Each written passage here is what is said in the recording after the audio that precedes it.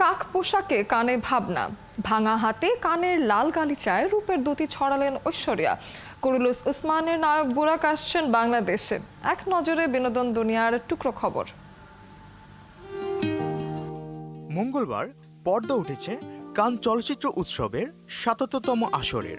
এই উৎসবের অভিজ্ঞতা নিতে বাংলাদেশি অভিনেত্রী আসনা হাবিব ভাবনা প্রথমবারের মতো সেখানে গেছেন।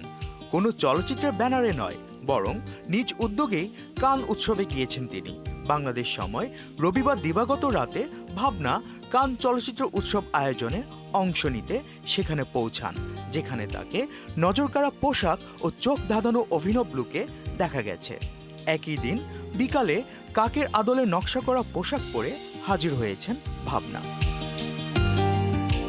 চলচ্চিত্র শিল্পী সমিতির সাধারণ সম্পাদক থাকাকালীন সাবেক সাধারণ সম্পাদক জায়েদ খানের সদস্যপদ বাতিল করেছিলেন নিপুণ আক্তার।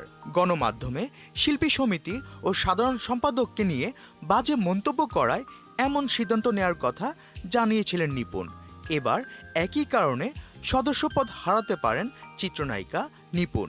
নিপুণের সদস্যপদ কেন বাতিল হবে না জানতে চেয়ে চিঠি দেওয়ার সিদ্ধান্ত নিয়েছে বর্তমান কমিটি। বৃহস্পতিবার সমিতির কার্যকরী সভা শেষে এমনটাই জানিয়েছেন সহসভাপতি ডিএ তায়েব।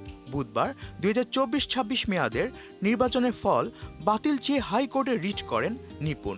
তাই এ বিষয়ে সমিতির পদক্ষেপ কি হতে পারে তা নিয়ে বৈঠক করেন সদস্যরা।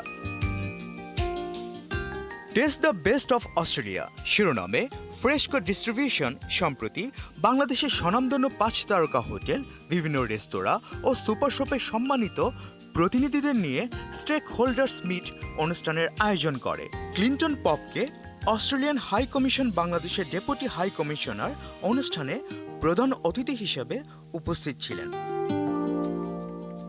বরাবরের মতো কানের এবারের আসরেও রূপের দ্যুতি ছড়ালেন